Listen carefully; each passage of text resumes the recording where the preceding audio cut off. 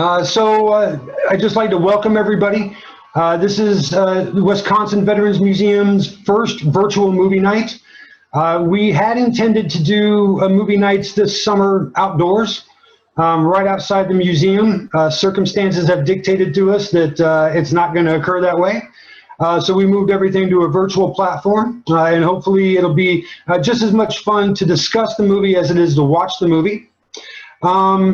As we're going through and talking about the movie itself, if you do have some comments to make, or if there's a question that you'd like to answer, if you look down at the bottom of your Zoom box, you'll see a box that says reactions.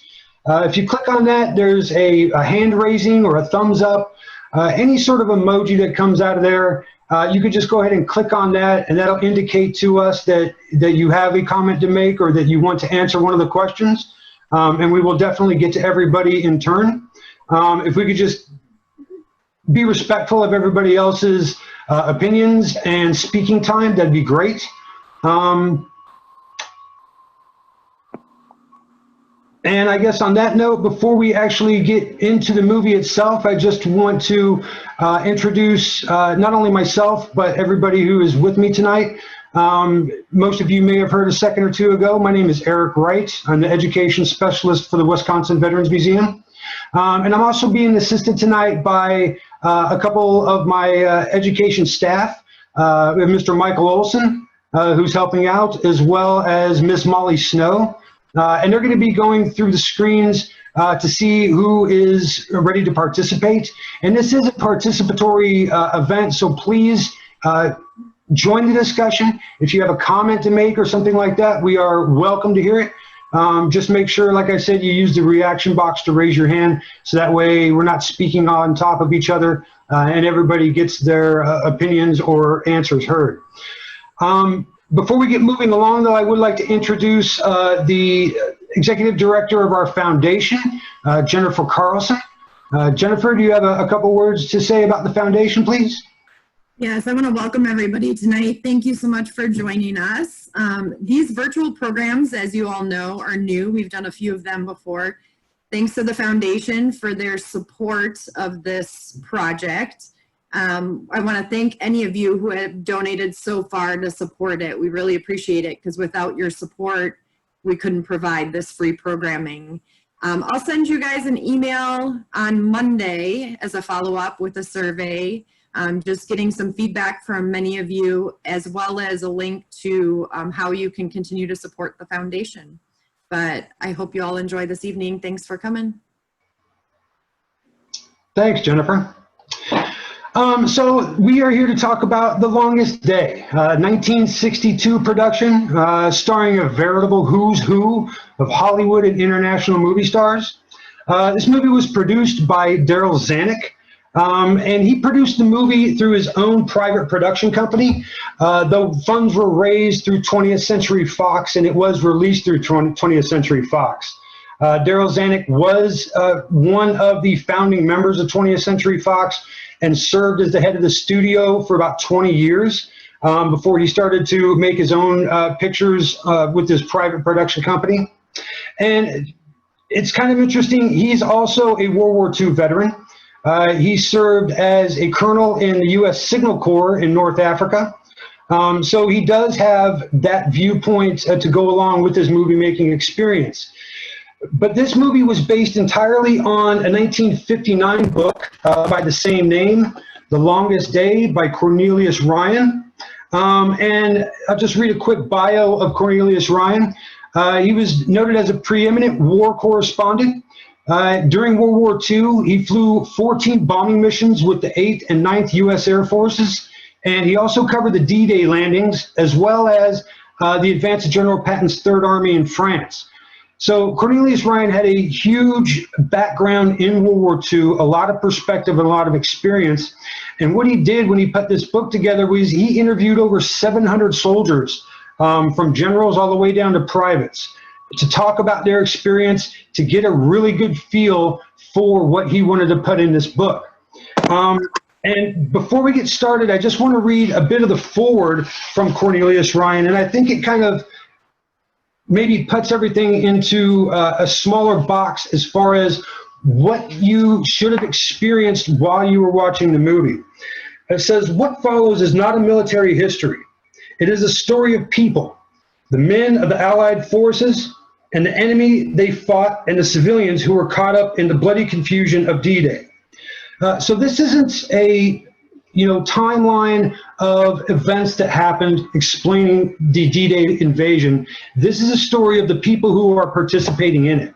And you get a really good sense of that during the movie as you see all these smaller vignettes that highlights everybody's experiences, particularly from the Allied side.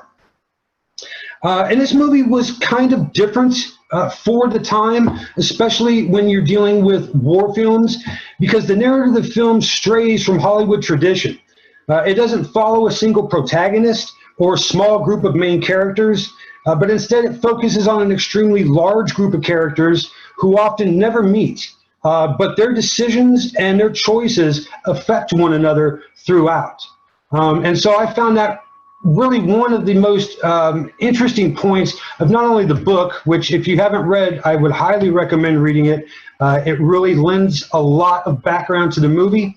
And actually, Secretary Kohler, you were talking about bomb girls and the female perspective from World War II. You really don't see any of that in the movie, but Cornelius Ryan does illustrate a lot of female perspective in the book as well. So like I said, I would really recommend everybody go out and read the book if you have the opportunity. So to jump right into the movie and some of the discussion questions that were put out there prior to everybody watching this. John's got his in hand. The first one I put out there is, do you think the film accurately portrayed the immense amount of logistical planning that went into the invasion?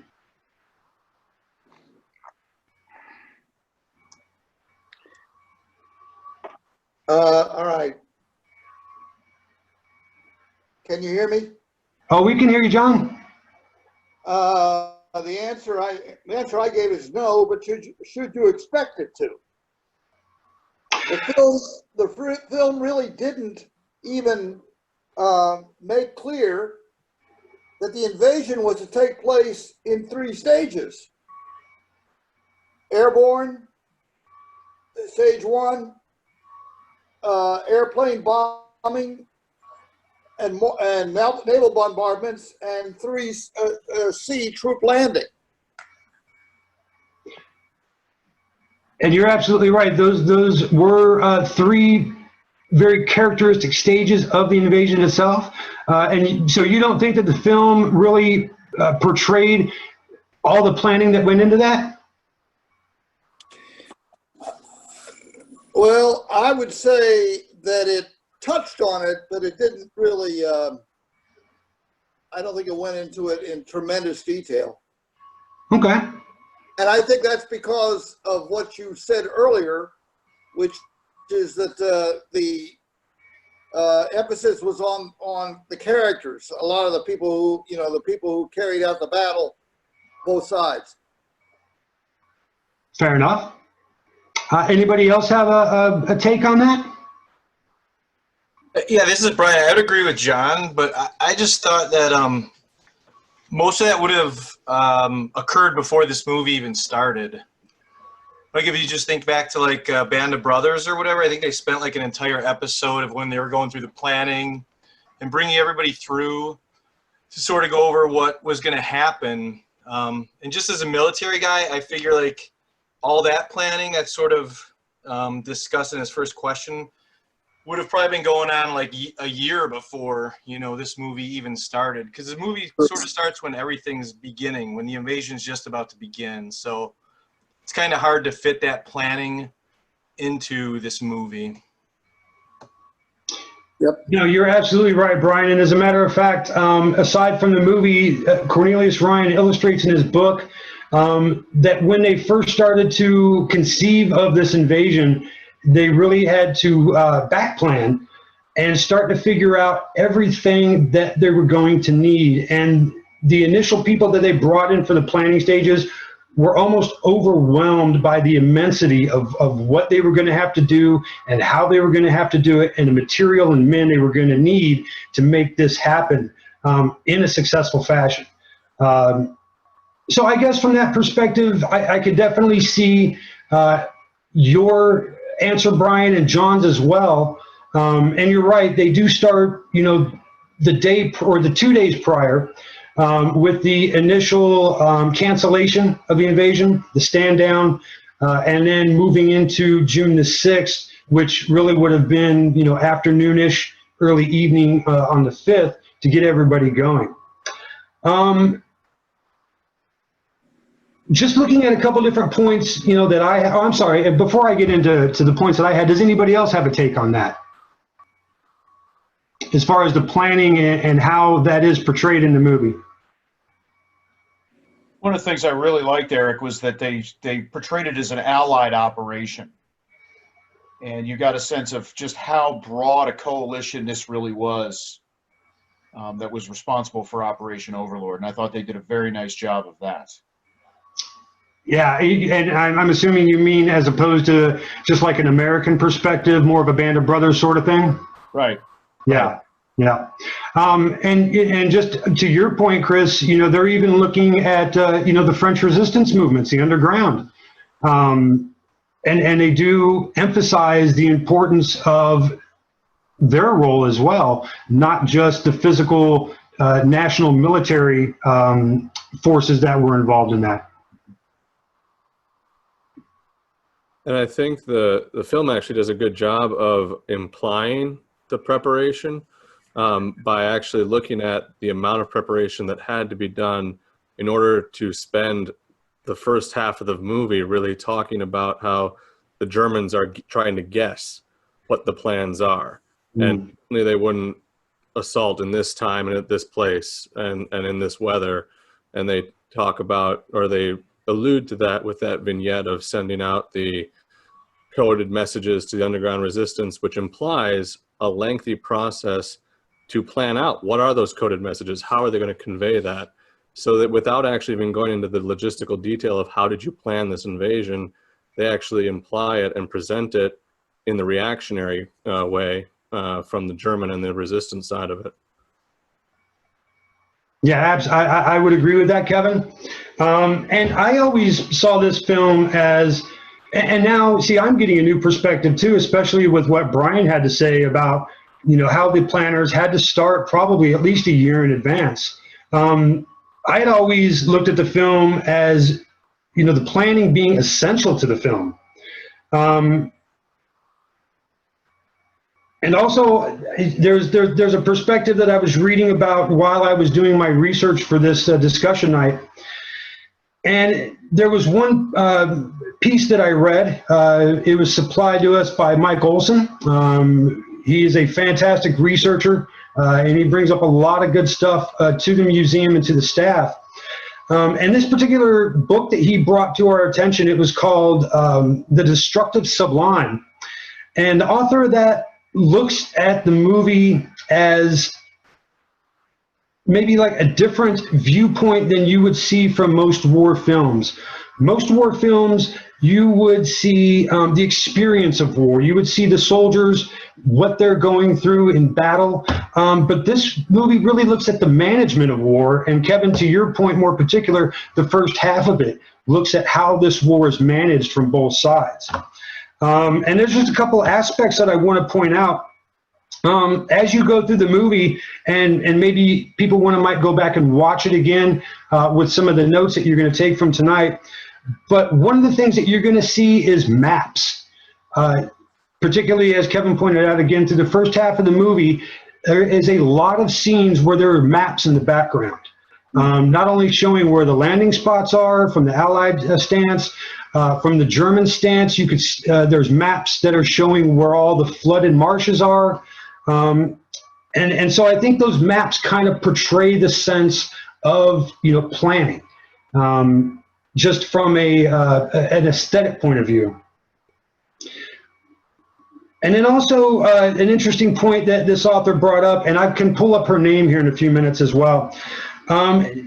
She and I never really thought of this before until I read her piece, but she says this movie was kind of not groundbreaking, but maybe different in that it replaces the action hero with the bureaucratic hero. And you see that throughout the movie as well. And I'll talk a little bit more about that when we start looking at the cinematography aspects of it.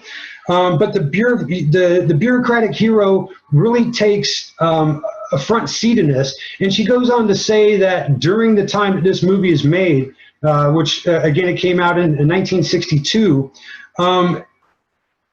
there is a shift in how Americans in particular are starting to look at how we can be more focused in creating a better world for ourselves.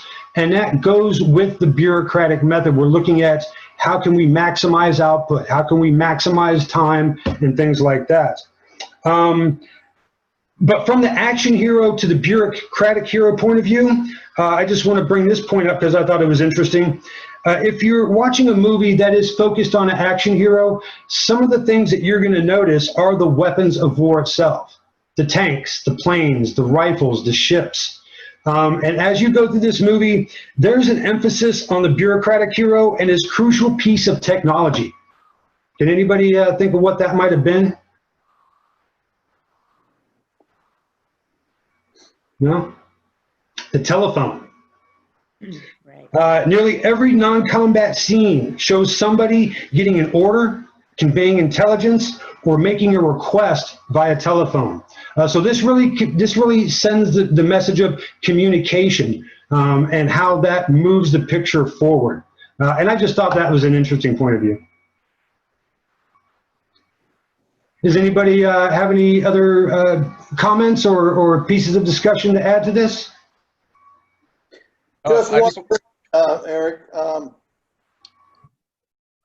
I'm just making a comment here. If you want to see a real facile explanation of how all three phases were to work, go to Ken Burns' documentary, The War. They have a DVD where it talks about how the Operation Overlord broke out in terms of all three phases of the battle.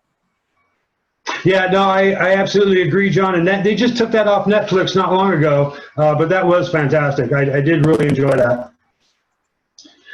I just want to move along a little bit. We only really have just a little over a half hour left. And I kind of want to fit in as much as I can. So the next discussion question I had was looking at the Germans themselves. And I was wondering if everybody thought that the portrayal of the Germans' indifference to some of the warning signs leading up to the invasion, was that a little harsh, do you think? As far as how they portrayed them? Bumbling and dismissive and whatnot? I didn't think so, because I thought, like, when you watch it, there were probably just as many Germans who were concerned and trying to push the point about the invasion as there were those who were indifferent. But obviously those who were indifferent were the ones who were in major leadership positions, and that's how, they sort of ended up where they were, or how things, especially with Hitler wanting to sleep, which was, or him sleeping, but no one wanting to wake him up, which was true. And I mean, that's one of those things where if somebody had actually went in and woke the guy up, that things may have been slightly different. But I thought there were quite a few people that were extremely concerned about, or, Germans that were extremely concerned about that the invasion was actually happening. So I didn't think it was too harsh. Yeah, I didn't think it was either, Brian. And you're right about that, especially Major General Max Pemsel. He was very concerned with all the warning signs, as was General Blumentritt, the overall French commander of the German forces. And as a matter of fact, interesting note, both General Pemsel and General Blumentritt served as advisors for this movie under Daryl Zanuck. So he did have that perspective from the German side. And then I thought as well, if Blumentritt was an advisor, is it so far-fetched that, oh, well, of course I, saw the warning signs and was warning everybody. I don't know. I don't know if that is based in reality or not, but it just seems a little coincidental that he serves as an advisor and was portrayed as, being on the forefront of the warnings. John, do you have something? Yeah, could it not have been true that one of the reasons for the indifference was the fact that they were sold on the idea that the invasion was going to come in Calais rather than Normandy? Absolutely. And not only that, but they were also sold on the fact that the Americans in their previous invasions had done it under certain circumstances every time. They had followed a pattern. And so for them to conduct the invasion at this time, it didn't follow the pattern. So they figured it's not going to happen. I remember that point. Yeah, they made that point in the movie. I remember that. And also, I thought another interesting thing about the movie was the fact that the Germans were not portrayed as ideological, deranged Nazis. As a matter of fact, you didn't hear the word Nazi once during the movie, or Kraut, or Hun, or any derisive term that was given to the German troops at that time. Anybody know why that might be?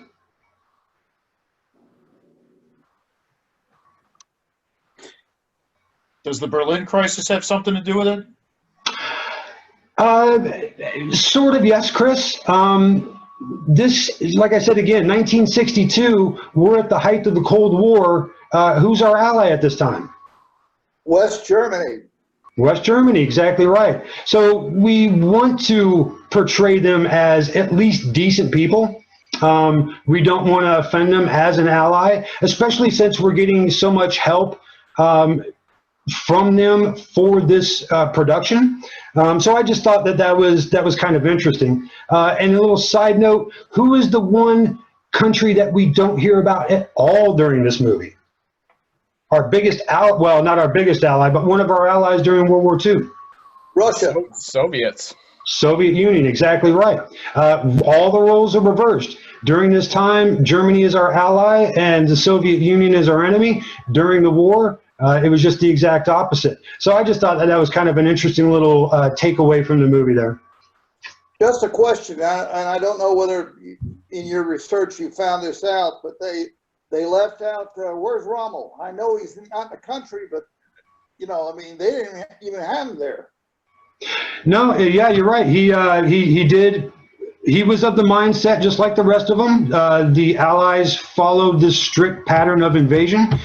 He's looking at all the circumstances surrounding that time period, and he's telling himself, just like everybody else is, they're not going to invade right now. The weather's poor. It's not the right time of year.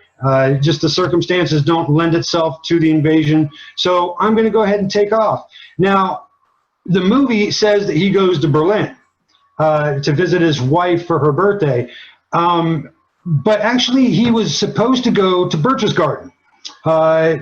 He was going to visit with his wife, but she was going to meet him down in Berchtesgaden, which is in southern Germany, mainly because he was supposed to have an audience with Hitler and a few meetings with some of the higher ups from the German high command as well. So yeah, he does decide to take off. He's nowhere to be found, and he actually finds out about it from, again, a telephone call after the invasion has pretty much already started. Interesting.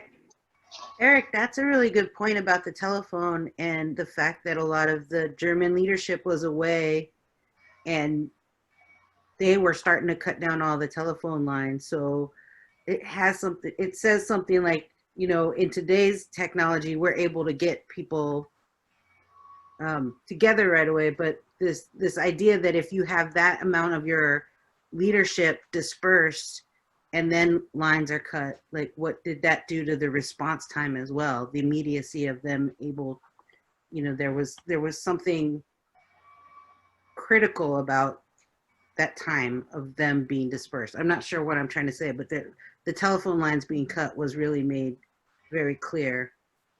Yeah, and you're absolutely right, Yvette. Communication was key. And not only were the Allies, through the French resistance, disrupting the communications by getting those telephone lines down. And I think more to your point, everybody being away as well was kind of coincidental and fortuitous for the Allies. Because what was the one event that was going on at the same time that was taking a lot of the German commanders away from their posts? Does anybody remember? The War Games. Oh, the War Games, yeah. Kriegsspiel, yeah, the War Games, absolutely right. And so that kind of moves us along to my next point, which I find really interesting. General Erich Marks. His plan for the War Games was exactly Eisenhower's plan in total, but they completely dismissed it.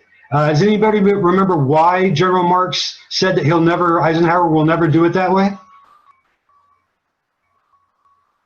The time? No? General Marks says that, he also realized the pattern of Allied invasions, and looking at the circumstances, he said he wouldn't do it that way at all. He'd flip the script. He'd invaded Normandy, not Calais. He'd do it in bad weather, not in good weather. But Eisenhower was too timid and not a chance taker. And so he wouldn't do it that way. He thought Eisenhower would follow the Allied script to the T. But as the movie rolls on, it's not too much longer. In fact, General Marks doesn't even get to leave for the War Games yet when all the information starts coming in and he realizes, oh my goodness, Eisenhower's doing exactly what I thought he wouldn't do. And so that just threw everybody a curveball in the German High Command completely.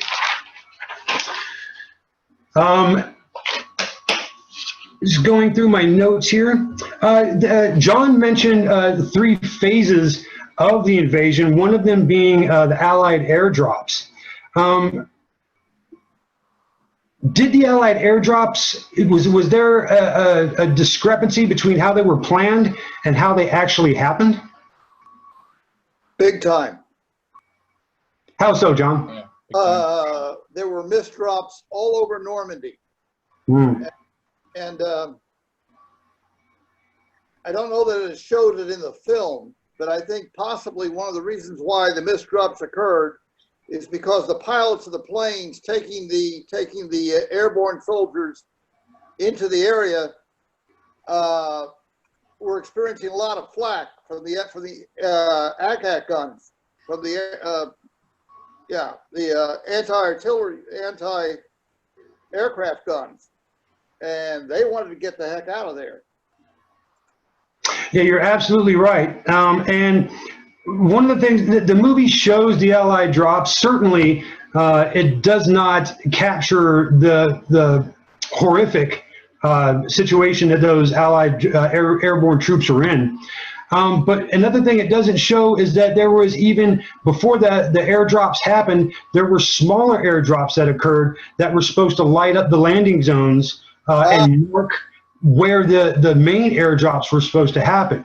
When those guys went off course and lost all their equipment, they couldn't light up the drop zones. So when the main airdrop came through, they didn't know where to be dropped as well, and it was just mass confusion.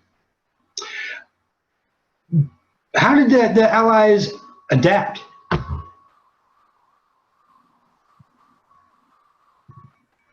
Well, I thought the depiction of Pegasus Bridge was fantastic, by the way, which is one of the exceptions to the blown, to the problems with the parachute drops. The movie, I thought, showed it pretty well, where John Wayne basically gathers the 82nd Airborne, to be glib about it, and let's go do what we have to do. And gathers a bunch of 82nd and 101st guys together into this provisional unit, which happened a lot of places. Absolutely. Really, I think they really did a nice job that, talking about that confusion and how no matter what, let's get on with it. Let's do the best we can. And if I'm not mistaken, Chris, the Pegasus Bridge, that was the British responsibility, right? That was British 6th Airborne over on the far eastern flank over on Sword Beach. Right, and that was Major John Howard. Yep. And Major John Howard is depicted in the movie, but he also served as an advisor on the film as well. As a matter of fact, all the advisors on the movie were actually people who were taking part in all that. And so I just find that really interesting. I can name the other ones here real quick for you. Lord Mountbatten as well was also an advisor. Major John Howard, General Blumentritt, Lieutenant General Max Pemsel, and then my favorite character in the movie, Warner Plouscott, or Major Warner Plouscott. He has a fantastic small part in there, and I just thought that was great. Definitely. I wasn't really going to move into this part yet, but Chris, you kind of segued nicely into it. I was talking earlier about the bureaucratic hero. And if you think about what that entails, you're certainly not talking about the privates or the corporal or the sergeants that's on the ground. You're looking at, the higher ranking officers, full bird colonels, generals, things like that. From a cinematography aspect, Zanuck did this on purpose. He used different filming techniques, and particularly with the taking of Pegasus Bridge, and also at the end of the movie, when the invasion is actually having boots on ground, you see the assault of Westerham. Those scenes are filmed from a very high angle and with a very broad, expansive shot. So you get to see everything. You're not looking at one person or one squad. You're seeing entire companies moving up in total. And he did that on purpose because that presents the godlike general's view of the battlefield. And he wanted to give the audience that experience to go along with the theme of this bureaucratic hero concept. And I have a few more notes about that as we move along. And then the last question I asked was, how the Allies adapted. Oh, sorry, Yvette, go ahead. No, I was just reacting. That was cool. Okay. I thought you had a question. Yeah, no, I reading this article, and I'll definitely put this out. I thought it was a really good. It's the third chapter of this book. Mike has put it up here on the chat. The Destructive Sublime: World War II in American Film and Media by Tanine Allison. If you do have a chance to read that as well, if you're a cinemaphile, this book looks at how movies and war, intercolate, and it's fantastic. She has so many different perspectives. Some I had thought of, some that I had never thought of before. But when you're talking about how the Allies adapted to all the mistakes that were made, not only in the airdrops, but also the landings themselves, I found it kind of ironic that the Germans were not able to adapt as well as the Americans. There is and it's been paraphrased so many different times, but there's an old saying by a German field marshal, Field Marshal von Moltke. And he kind of coined the phrase, "No plan of operation extends with any certainty beyond the first contact with the main hostile force." The guy was German. He made this quote famous, yet the Germans could not employ it when it came down to the invasion of France. And I just kind of thought that was ironic. Eric, why is that? Why do you think the Americans were better at improvising? I do have a note on that as well. I'll throw my 2 cents in. Go ahead, Brian. As an infantry guy, I think it's just because it's the Americans are all about small unit tactics, and that's why the airdrops work so well, is because it didn't matter if you had 82nd guys and 101st guys running into each other. They knew what they were doing together, and there was a specific mission that had to be completed, so they could easily get together and know what it meant to shoot, move, and communicate, towards an enemy. And the same thing on the beach. And there was the one scene too. It was like, I think it was Henry Fonda when he's like, you know, we're on the wrong beach. I don't know if it was him, but it's like, well, this is the new beach here now. And the point is, it's like, we're going to keep the plan, which is getting inland, but we're going to start it from here. And, you know, like, that's the point. It's like the Americans have the mission and they know where they're going. So they're just going to do it. And I think with the Germans, you have more of a fear, and it gets back to this, everybody afraid to waking Hitler up, that, you know, you don't want to do the wrong thing because you don't want to be taken outside and shot or something like that if you're making, you know, the wrong decision. So I think that's why the Americans were had a better, you know, chance at accomplishing the mission versus, you know, the Germans trying to fend them off. No, you're absolutely right, Brian. And as a matter of fact, it's been brought up several times in different academic studies that the Germans were definitely wedded to their chain of command and their plan. And they really didn't have, it wasn't expressed to them by the command that they can be flexible. This is what we're going to do. This is what the Allies are going to do, and this is how we're going to counter it. And they just kind of went with that. And then particularly with waking Hitler up, yeah, they were wedded to that chain of command. If it didn't come from the bottom all the way to the top and then back down, it probably was not going to happen. And I think you're also like talking about, you know, military training strategy that's still implemented today. I mean, it's reiterated: adapt, improvise, overcome. Adapt, improvise, overcome. I mean, that's like basic principles of training from day one in the military. So I don't know if that was developed from that time or if that's just always been an American principle in military strategy. But the idea of, yeah, wherever we land is where the mission starts, even if it's not what our mission was prepared for. And mission readiness is contingency plan. You always have a contingency plan. And that way, when what you're set out to do doesn't happen, you're ready to move forward with the next step. So, I mean, essentially, I would imagine that a lot of that training strategy was developed from that point. Yeah, you definitely see that throughout World War II, Yvette. And as well, you do see that in World War I, to a lesser degree after, you know, World War I became stagnant.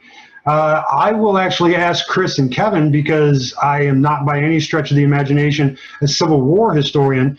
Do we see that kind of flexibility in American forces dating all the way back to that? I'll give you a historian's answer, Eric, and Kevin can jump in too. The answer is it depends. And a lot of it, and that's one of the things I think this movie points out, is that leadership makes the difference. When you look at how they really highlight American leaders, you know, for me, with my connections to 29th Division, it's a great 29th Division movie with Robert Mitchum on Omaha Beach and stuff, but you can look up and down it, whereas the lack of German leadership. And, you know, that's in any organization. Sometimes, you know, leaders from the top will be very tightly controlled and will stifle initiative. And then you get other leaders who are much more mission focused and much more, you know, discretionary orders. And sometimes, like, I can cite some examples for example, with the Battle of Gettysburg, which hint, hint, we'll be talking about on Monday, you know, where discretionary orders, you know, not being firm enough may have affected definitely affected the course of the battle. So it depends. It depends on the leader. It depends on that. But I think this movie does a nice job pointing up the differences in the two command systems.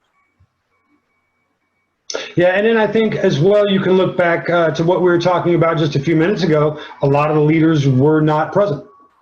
They were at the war games. The overall commander of the French coast, Rommel, was gone in Germany. And so whether those leaders were, you know, allowing or going to allow their troops to be flexible, if they're not present, they can't give those sorts of directives. And Brian, you're absolutely right. That was Henry Fonda, who was on the beach and said, hey, we're not in the right place, but oh well, the war starts right here. Turning away from the historical side of it, as I mentioned at the opening of this, that this movie is a who's who of Hollywood and international actors. And I'm just curious, what are everybody's thoughts on this star-studded approach? Do you think it made the movie more enjoyable, or do you think it detracted from the events that they were trying to portray? Did you find yourself star spotting throughout the movie? I mean, you could ask that about even Band of Brothers or Saving Private Ryan. You know, Saving Private Ryan, you've got Vin Diesel, you've got Tom Hanks, Matt Damon. Band of Brothers, you've got Jimmy Fallon is in one scene, and a whole bunch of others too. So I think it brings attention to the movies, but I don't know if it detracts from it necessarily. Anybody else have a thought on that? Personally, I would agree with that, because nobody's given a whole lot of time, I guess. The only thing I'll say, and it's like John Wayne seemed like too John Wayne-y, like almost like he was back doing like cowboy stuff. But I mean, I would agree though. They're in there for short spouts, so it's not like a star all the way across the movie, you know. Who was everybody's favorite? Who's that? Say it again. Who was everybody's favorite actor in the movie? What little segment did you enjoy the most? I'll tell you one that's surprising to me, and as I say, I've seen the film a couple times before, and the reason why I like it is because the line that he has, because it encompasses the entire majesty of the event. And that's Rod Steiger on the boat. Because he makes the comment about this is a day that people will remember long after we are gone. Mm. And I think that for me, that stops the movie right there. I will actually kind of just play a little devil's advocate on that. It was lines and quotes like that in the movie that made it feel Hollywood version to me. Like there were those little foreshadowing, like this is the day we're going to remember, that is powerful. And so you're moved by it. I won't say I wasn't moved by the lines, but there were moments where I was like, oh, this is very Hollywood, which is like where all the different characters come in, the famous actors. I felt what they were in their portrayals of the figures that they were portraying. It was this like almost homage to the military men that fought in those battles. So they didn't need that top billing. They didn't need that multi-line part. They just wanted to be a part of this film that was showing the reality, some of the realities of what those men went through. So I did like the lines that you're referring to, John. Those were the moments that made it feel very like Hollywood to me. Yeah, that's another valid, I think, point of view. I was laughing because Sean Connery was pretty goofy. And he was a goofy private. But my favorite guy actually was a German. He was that Luftwaffe guy that was always angry. Yeah. And then when they were like bombing and shooting everybody, and it was just the two of them, and he's like, "It's the Luftwaffe." Oh yeah, Priller. I love that guy. Thriller. Yeah. Yeah, his tirade there to his higher ups. I can't. There's no way I can even try to recreate it. But he just goes on for like 2 minutes, and you can't even tell where there's separation between words. He's just going off. That's the greatest. What was You're all the crazy. purpose of Bert Frobe as a milkman?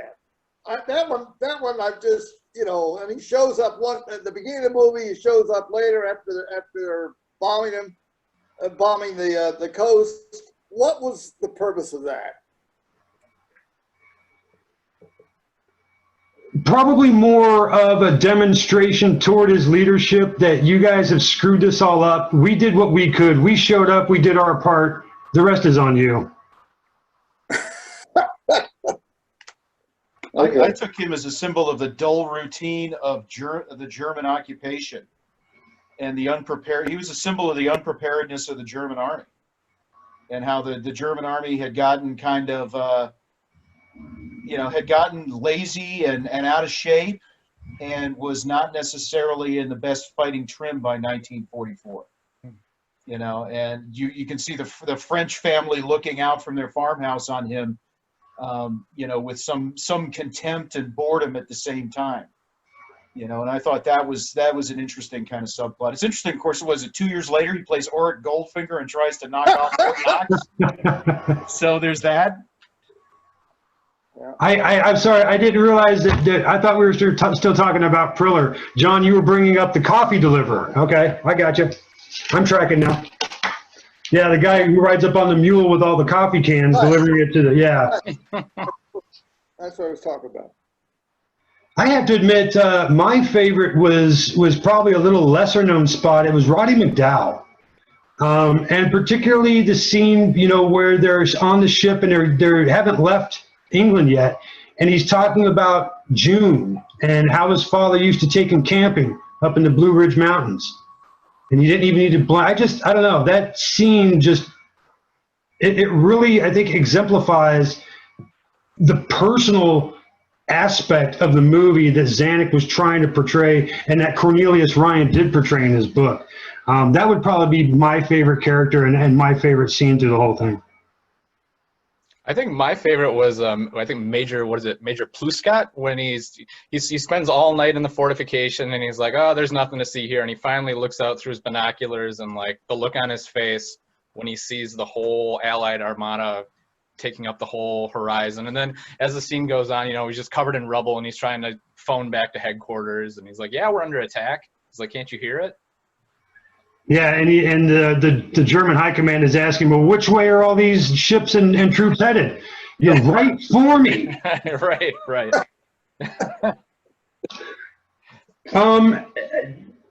What about the use of black and white cinematography? What did everybody think about that? We only have a few minutes left, but I did want to get to this. Well, one thing that it is to make it authentic. All the films, all the Allied films like that from that area were black and white, pretty much. And they actually use some of original footage of in the beginning, especially we have the troops, the German troops marching behind, and they actually use essentially a green screen and put the German officers in front of that original 1944 footage, so that you get that feeling right there too. And you're right, Kevin. That was one of the few scenes where they used stock footage. Everything else was recreated entirely. All 8 major battles were recreated entirely. And I just thought that was kind of fantastic. But because you see a lot of war movies that will use stock footage from reporters and from cameras that were actually on the ground. And I thought just recreating it in total was awesome. Anybody else have any thoughts on the black and white aspect?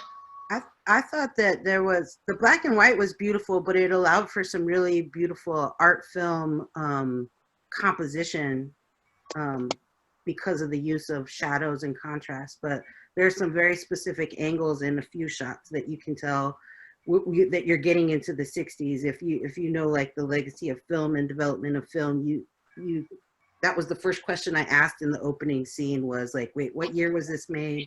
Because there's some very distinctive styles of cinematography in the movie. And it was a really beautifully shot.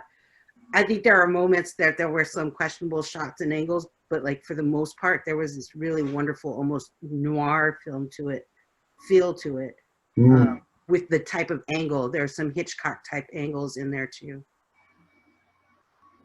Yeah, I think the one scene that really just drives me crazy, I just want to rip it right out of the movie, is in the very beginning when Rommel's standing on the beach and he's talking to his commanders, and all of a sudden he's there and then he's gone. And then you just see the ocean, and then all of a sudden he's back again.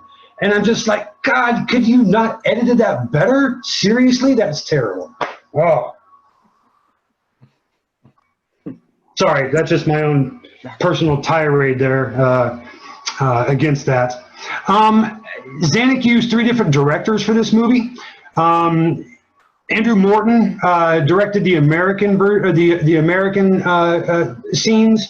Ken Anakin directed the British scenes, and Bernard Wicki directed the German scenes. These were all fairly well-known directors at the time, but they weren't, they weren't major directors. They hadn't made big names for themselves. And in reading that chapter from that book, Destructive Sublime, it's interesting the way that she portrays Zanuck as this, what does she call him? The general of the movie or something like that. He didn't want to hire directors who had names for themselves. He wanted to hire people he could control and manipulate. And he tried to do the same thing with Cornelius Ryan. Cornelius Ryan wrote the screenplay for it, and was also serving as a technical or aesthetic advisor. And Cornelius Ryan just had enough of Zanuck. He couldn't take him anymore, and he quit and walked off the set. That's how controlling Zanuck was of this. And so I just thought that was interesting too. Just the different aspects of the behind the scenes, behind the camera stuff that you really don't notice or you don't get to read a lot about. We are running up on the last few minutes of this. I just would like to say thank you to everybody for showing up tonight.